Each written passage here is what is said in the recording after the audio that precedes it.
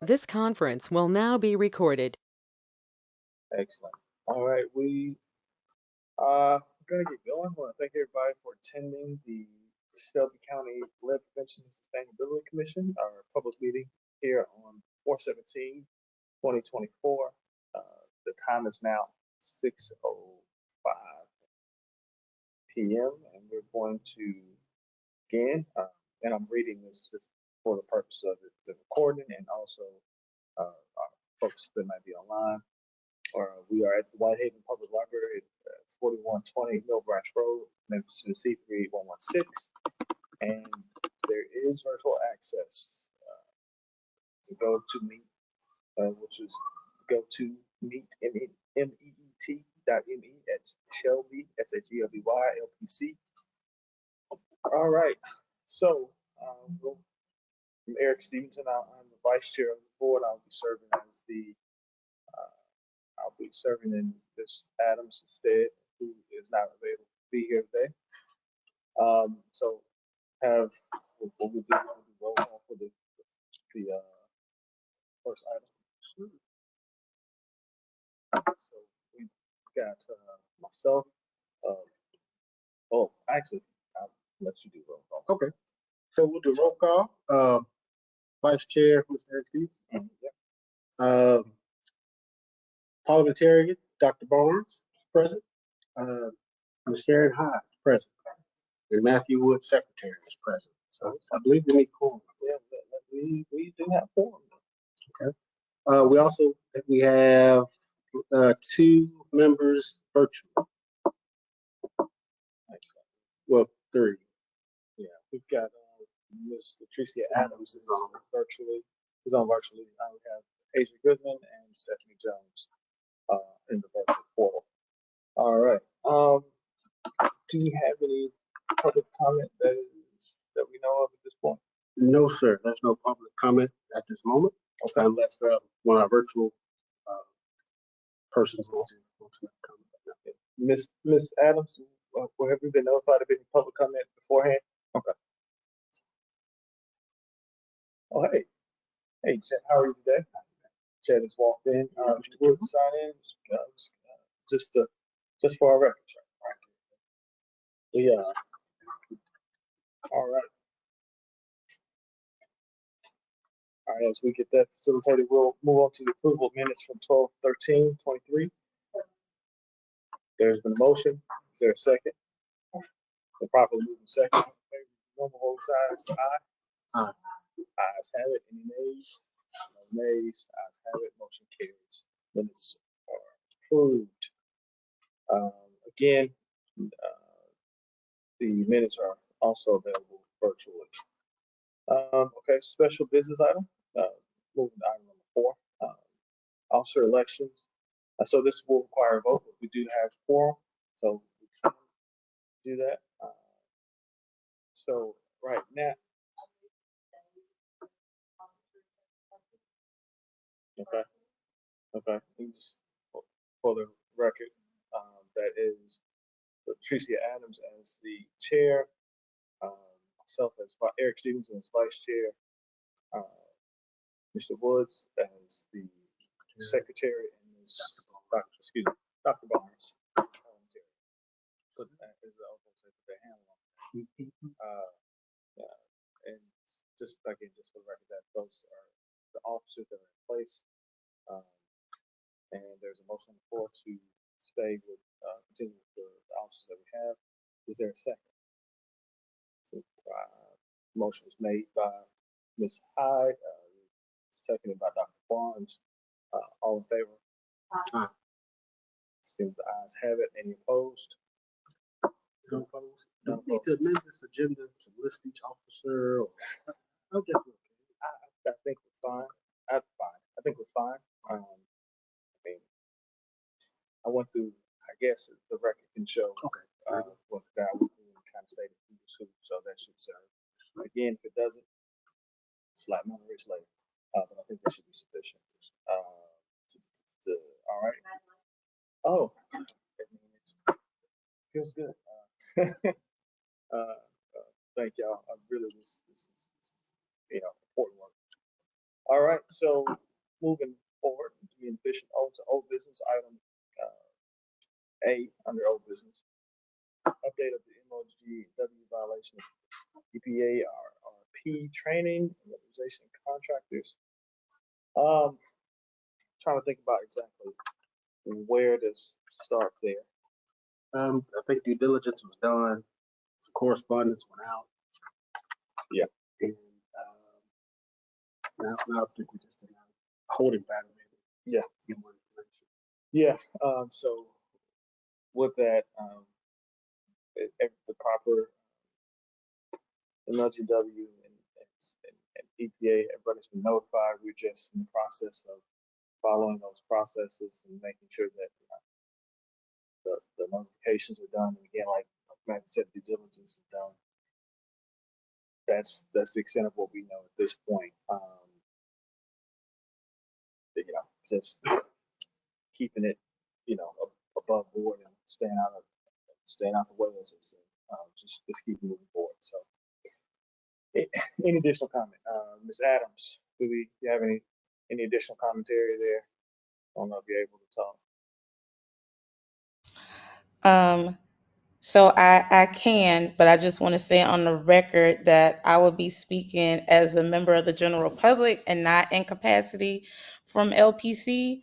But essentially, with this particular agenda item, um, I echo that what you just conveyed, Vice Chair Stevenson, where our due diligence included notifying MLGW, specifically with Ms. Margie Burham, of the notice of complaint.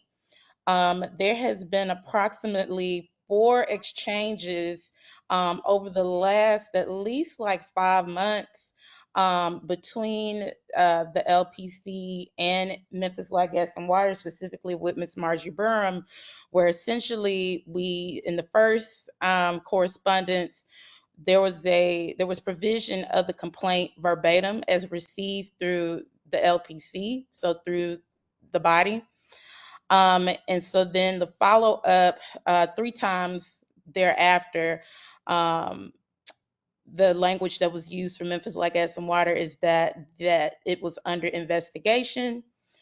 And full disclosure, there was notice provided to this body that there had been correspondence from Memphis Light Gas and Water, in this instance, Ms. Margie Burham, where she reached out to all of the contractors through the Count the Pennies program with Memphis Light Gas and Water, were essentially confirming in writing that some of the contractors had not all been trained via EPA's RRP ruling, which essentially ensures that if someone is doing any sort of work, for example, where they're removing or replacing windows, that they have um, full knowledge and capacity to ensure that they are removing said window with care as to not disturb any potential lead paint at the site of where that window took place or where window was removed or replaced.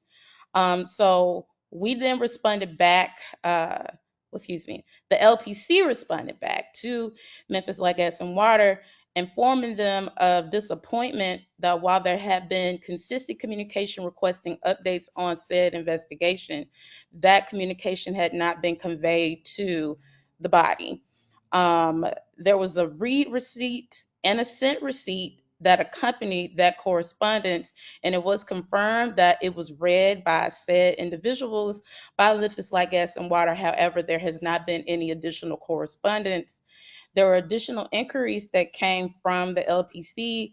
The first inquiry was if it is confirmed that there were contractors that had been in homes that completed weatherization jobs and they had not been trained, what had been the due diligence of Memphis Light Gas and Water to ensure that there was follow-up, that there had not been any type of issues that happened as it relates to lead paint.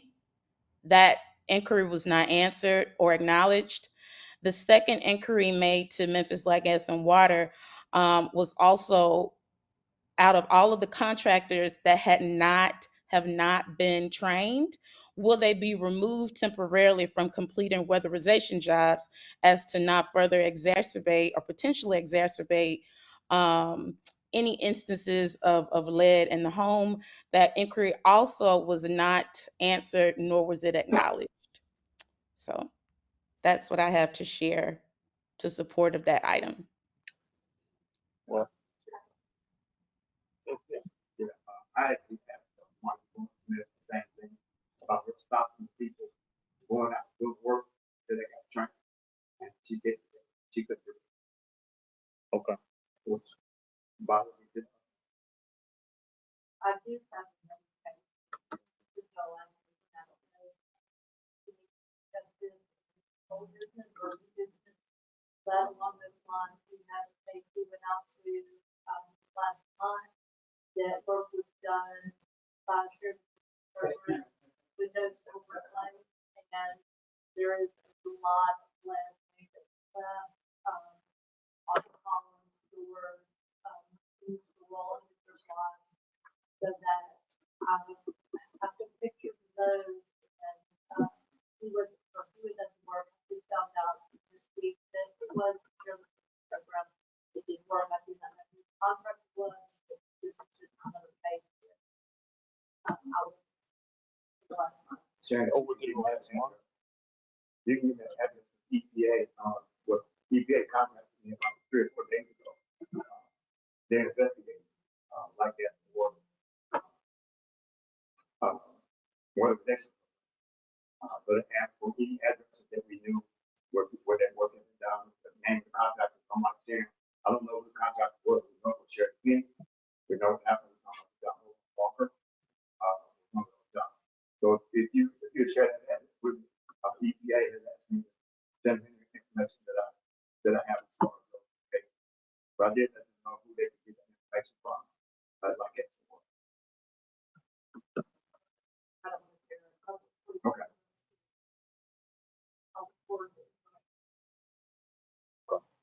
Thank you for that update. I think this is an appropriate spot as discussing consolidation continuity. Although it is under old business, it's still within that same um, that same category of subject matter. So thank you for sharing or updating us on that. Any additional comments? Okay. All right. Moving to old business item B, progress on MLGW lead service line replacement plan. In the last commentary I heard, I think there was progress on approximately 8,000 lines. I think there was a total of possibly 20,000 lines that they knew of, and I may be off the mark a little bit of known lines. I've not had any additional update on the progress of that since that 8,000 of them exist in 20. Um, so that is what the extent of what I know now. That was kind of anecdotal that I received from being in space, hearing a report being provided by the executive of MLGW, Mr. McGowan, chief executive of Mr. McGowan. All right. Ms. Adams, do you have any more recent information?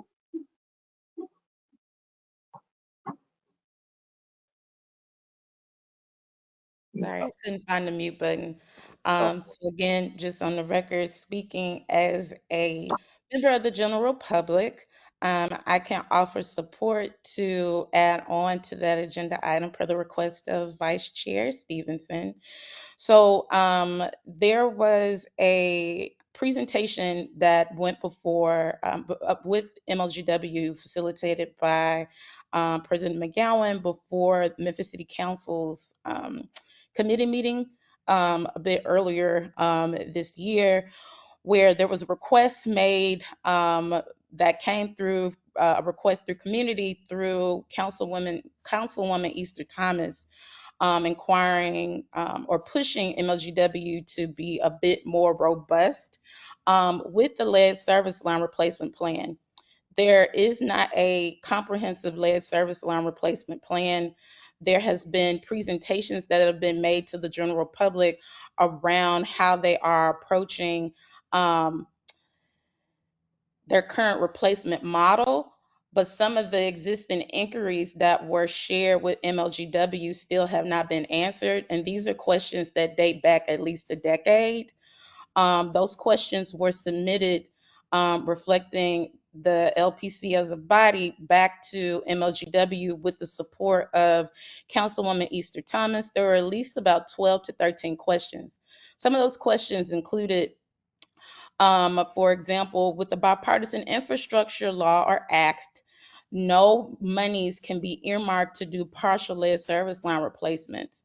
So right now there has been an well, they have not received it, they being MLGW, but they qualify for at least $1.5 million from the water infrastructure funding that funneled down from the feds to the state, where that has not been allocated as of yet, but they have earmarked that chunk of money for full service line replacement, which is great. But the question that still exists is, what about the current service line replacements that you are doing right now? There was some letters that were submitted to the LPC as a body from community members, specifically in the Glenview community, where they received letters in the mail from Memphis Light, Gas, and Water, where essentially it indicated that they are still doing partial replacements. Where in that letter it states that they would be doing the replacement on the public side of the line, but then communicated onus on the property owner for the private side, where there has been transparency, where there's not any funding, but funding meaning to support with families long term, who may not be able to afford full service line replacement. But that question wasn't answered. There was also questions included in the 12 to 13 follow-up questions around essentially, will they establish a community advisory? That has yet to be answered. And so pretty much a generic response, not at all in alignment to what was asked from community from MLGW, was a lot of the questions are reflective of quote unquote what EPA is trying to do with their lead program, but they are happy to speak about what they're doing with lead service line inventory.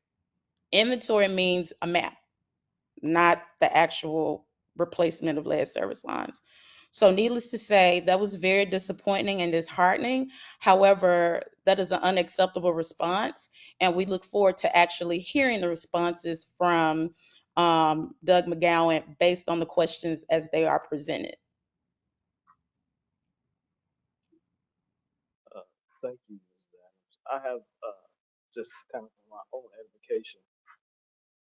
Do you know if there was any conversation, or have you heard of any of the questions being surrounding like onus being on the property? Let me rephrase it. The onus is on the property owner on the private side. But again, if given this in the Glenview area, and if this is a property that is rented from somebody who is an owner, is there any prescription of the actual property owner's responsibility to remediate and or correct this issue, or has that been discussed at all? So, I will give kudos to this body as well as other community-based organizations, a coalition of sorts, where that have been uplifted as being an issue. It was raised at the last MLGW board meeting back in December of 2023. And so we were community members, as well as I would assume members of the LPC body, were at least relieved to hear that come up again in the presentation that MLGW presented before City Council and committee a bit earlier this year, where there was mentioned that that was a barrier. However, there has not been, to my knowledge, any movement from Memphis City Council in coordination with Memphis Light, Gas, and Water to think about the potential policy implications to ensure that when we talk about lead service line replacement, that it doesn't create barriers between renters versus property owners. And we know, unfortunately, the majority of the housing stock that exists in Memphis, and as far as apartments, is a renter city. So there are more people renting in the city of Memphis in particular as opposed to owning. So that would, consequently disenfranchise a significant amount of people if this isn't fully addressed. Yeah, just from a demographic number, it's roughly 60-40. Government has no obligation, right? I got you. To do. So it's only the conscious element. Okay, gotcha. Okay. Thank you for that update. I appreciate that. All right. If there's no other commentary on item B, we'll move to item C. Okay, 5-second pause. 3, 2, 1. All right. All right. So again, item C update. 160K environmental justice investment resolution. So I've been um, dealing with this directly, but still, there's some questions that loom there. So what I do know is there was, of the applications that were received for grading, there was one. And that one that I received was from, make sure I get the name right, received from Shelby County to grade was from uh,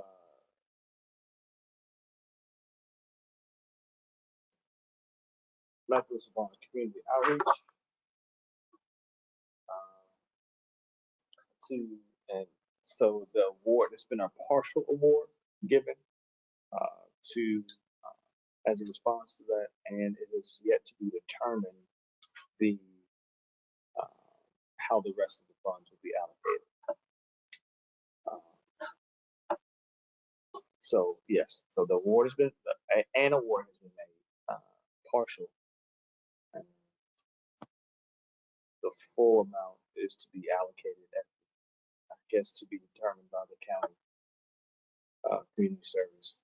community services at a yet undetermined time. Any questions about Deadlines to have this five. Would you still be ready for when outreach to budget growth? that? As yes and yes, as I am aware, I did not know any changes to that, uh, but neither in timeline nor targeting. Um, so yes and yes. Any other additional questions? Any nonprofit? Um, I, I, yes, it's my initial response. Yeah, because I want to be careful, make sure I answer it properly. Yes, but from again, what filtered through, what came in, and what filtered through, it's just the one. Right. So they vetted the different. Got to go through a process. Yeah, it's got to go through the process. And as I understand at this point, it's again that it's been partially awarded. Um, I, I guess the question that I need to ask is if there are additional applicants, if they're going to open the portal, if they're going to open it back up and or advertise for it too, and then to allocate the rest of that funding. Because otherwise, what's going to happen with it? And that's my primary question. Like, so if you're not going to expend all of it, I'm sorry. not going to spend all of it. What's the process for it? So my question is going to be, it's already going to open it back up. So I'll get an answer for that. Yes, sir. And I guess they don't disclose who gets what amount. Okay, so I will disclose. Not that I No. Hey, look, if I'm wrong, well, I'll say this. If there's anyone in the public sphere at this point that thinks that I shouldn't or feels there's a reason, and I'm saying very specific words, hopefully for those folks listening, if you know a reason that I shouldn't detail the exact amount, then let me know. I'm looking at a particular respondent on the screen here to say something if I should.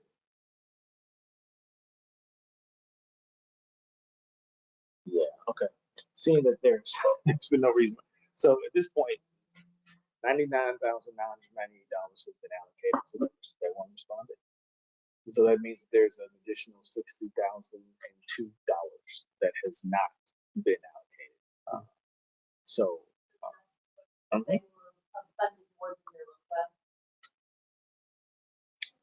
Their request was also 49.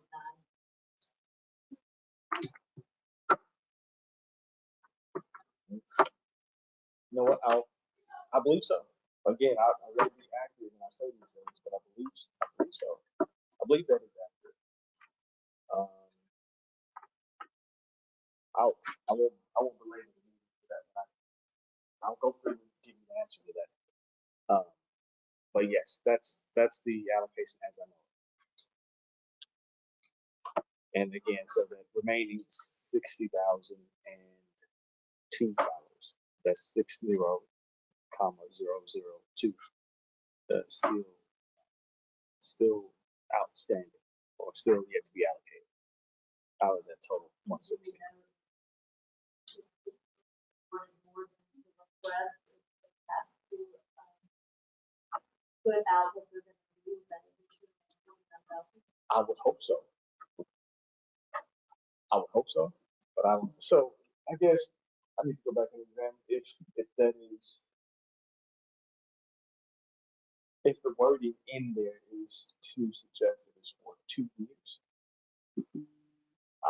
I don't know. I'm doing the rough math in my head. I don't know. But I'll go back and look through and examine both the criteria and the application to see if there's a rationale for that. Because that is a very specific award. So, yes. Good, very good questions. Any additional questions regarding whole business Steve? All right. And so hearing none, I give an additional 5 seconds.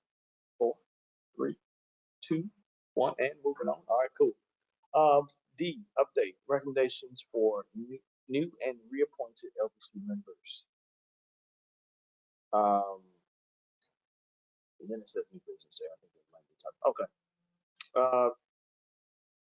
Did you have notes on that, Matthew?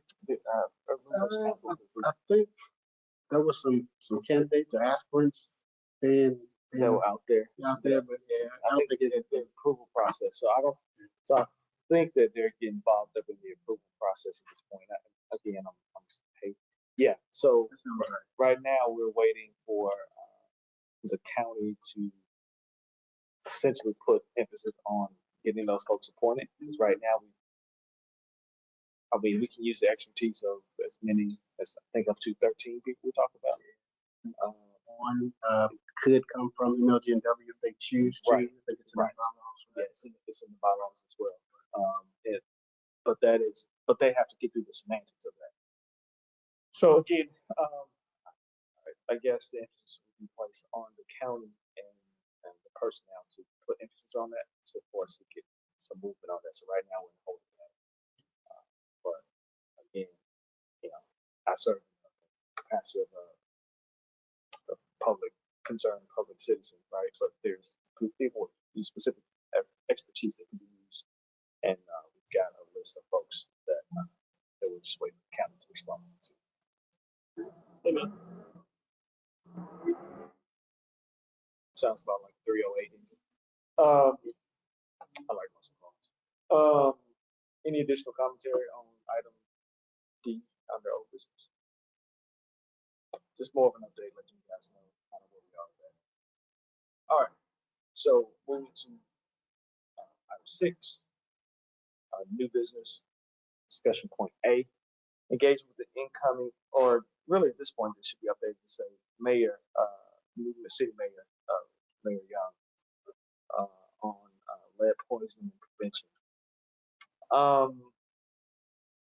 I think our chairman has, the chairman has met, I think initially at least once with some staff personnel.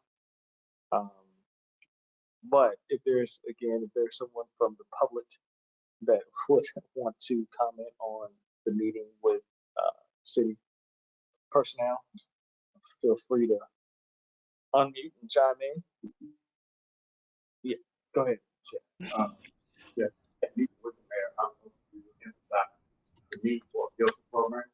Okay. And also, I know y'all experienced it like that, water refuses to respond to questions, when they're questioning about a process or how they certain things. The water. So we basically, I've asked them for a meeting, I've asked for a meeting last year, in January, they did, I talked to them in December about a meeting. They gave me one in January this year, and they answered no questions. The question that they were valid, and I'm sharing with the board else. They refused that. There were things that the public reason answer. Like that board still takes the position that we don't have a problem with lead in the water. They shouldn't say that. You can't say that in the city where you do have a problem. So part of what I'm saying is that they got to be truthful about where we are. So anyway, that's what I got. We really got to come to No, I respect it. Miss Adams, I saw that you came off for a second from me. If you have comment, please feel free to. There we go. Yeah, first, if there's anybody that's in the physical room, if you all speak, if you can try to get closer to the computer mic, because we're having a little bit of trouble in virtual land hearing. But thank you for the acknowledgement, Vice Chair Stevenson. So, I had a opportunity to meet with now Mayor Paul Young's staff, specifically with some of his policy folks. And so the approach was, after a deep dive and analysis of his transition plan, we did recognize that there were opportunities to integrate more aspects of environmental justice as well as climate. And just in the spirit of transparency, within the last 2 months, there have been some significant federal investments as it relates to climate, as it relates to even like water infrastructure is coming down the pike. And so that was also a point of discussion, is that in order to be competitive to access these funds that are unprecedented, we might not ever see this level of investment again in our lifetime, that should be reflected in the transition plan. And then also, there was a request for aspects of the, I think it's joint Memphis Shelby County climate action plan, or healthy climate action plan, that those outcomes should also be incorporated into that transition plan, so that there's an establishment of a bottom line where there's accountability to achieving some of these environmental um, and climate change goals, where essentially at the end of the day, what the desire is, at least from an environmental justice perspective, is improve health outcomes with the reduction of pollution, whether that's in air, or water, or soil. And so, based on that initial meeting, it did seem that it was received positively. It was communicated that, this is just, month 4, where the transition plan is not static, meaning that there is absolutely opportunities to enhance and add on to the transition plan. So we're looking forward to having additional opportunities to engage to best inform next steps forward with truly incorporating environmental justice, climate justice into Mayor Young's plan. So all in all, it was a positive experience, in this very preliminary phase. So looking forward to what next steps may entail. Thank you. I appreciate that update. Legitimately, thank you for, putting that at the top of the list very early on in the new city mayor's administration. I appreciate you advocating for that. Okay. I'm sorry. Make sure I do things right. Okay, so if there is any more discussion on that point, new business point A. 5 second pause. 5. I will add that, under mayor's administration, the environmental team that, under Mayor Young, did meet with the environmental team. And, there's myself and the program manager led office on, both on that environmental team. So we, really been breaking up within those meetings with code and everything, let hazards and to make sure they stay on the forefront. So just wanted to acknowledge that part of the administration. And then the climate action plan, by the city county Office of Resilience did go in. I believe I can share that with the committee. I just want to make sure before I do. I'm on that climate action planning team, so I can forward that plan that they submitted during the planning process. Okay. Excellent. Thank you for that. I appreciate the updates. Any additional updates or additions to that point? Another 5 seconds. 4, 3, 2, 1, and moving. All right. Point B, discussion update hearing for the 2025 Tennessee legislative session. I'm just late, y'all. Say words. Universal BLL testing. Do you have specific notes? I think I have it cut out on our call. So the vote went one way. We got 3 yeses, 6 no's, but we do have support. What Okay. it appears to. So the intent is to, I think in 2025, I think we have until then to have it actually pass.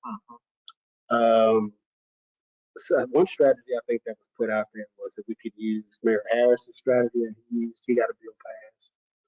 We go back, study it. Maybe that could help us get this one where we want it to be. The vote you said you had 6-3.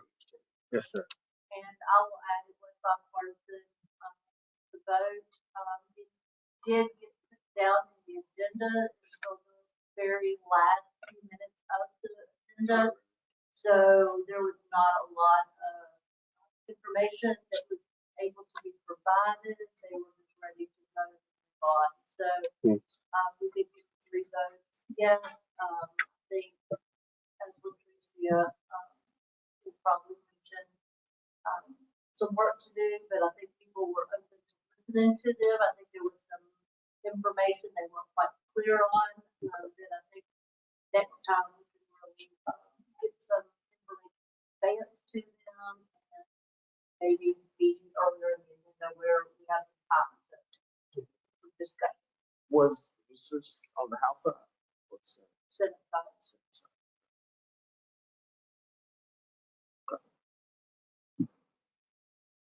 Okay. We had 3 yes, 6 no. Okay. Politics as usual. All right. Any additional commentary? Yeah. I know. Thank you. Have a good one. Be safe, man. Okay. Hearing no additional discussion on that, we'll move to point 7, which is announcements.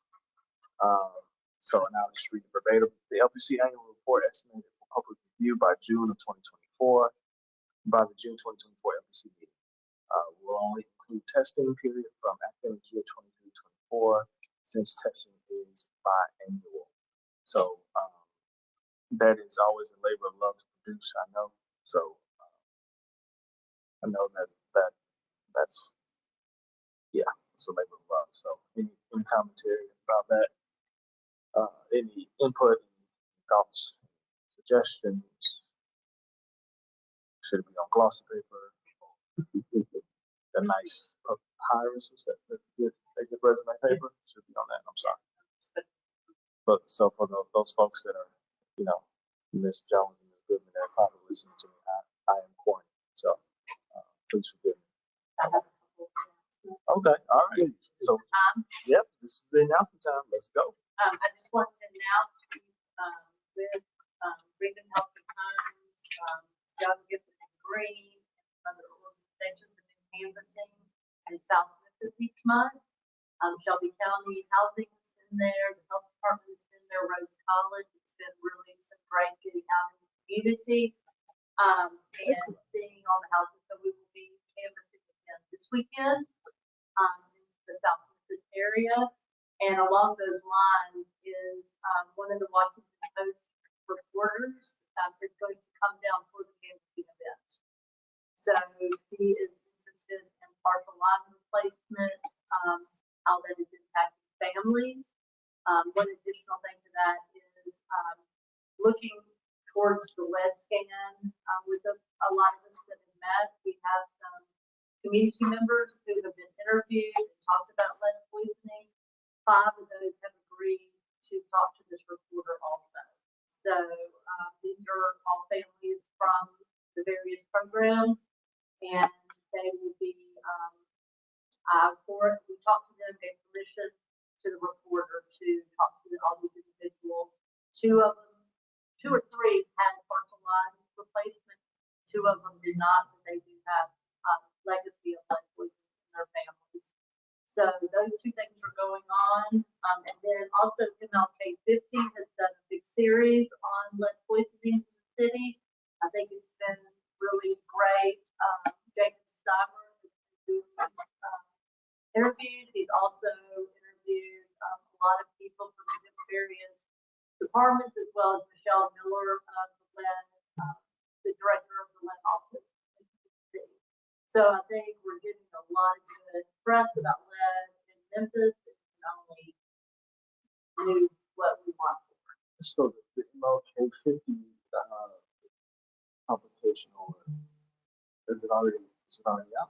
Yeah, I think he's done 4 articles. And he's also doing a resource guide, different available lead in the community. I think his last article was out last week, maybe. So he did some really good articles. He has done about families really impacted with learning and disabilities, and just a lot of different articles on lead. So read that. MLK 50. And that's all I got.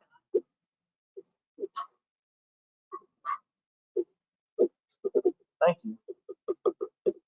If the community wants to come out and help canvas with us, we will be there Saturday.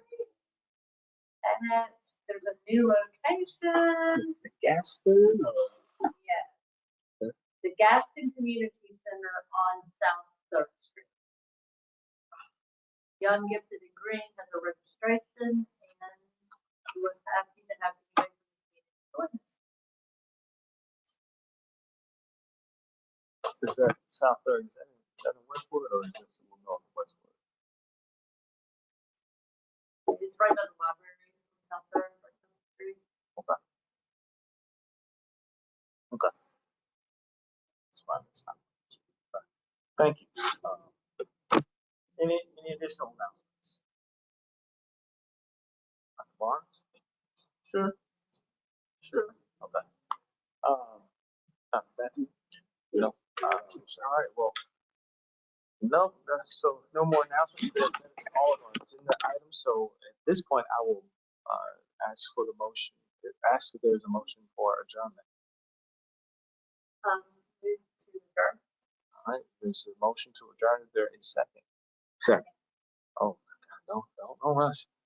So there's probably moving second. All in favor of adjournment? Aye. Ayes have it, I believe. And we are now adjourned at 18:50. Thank you all for your attendance. I appreciate it. This conference will now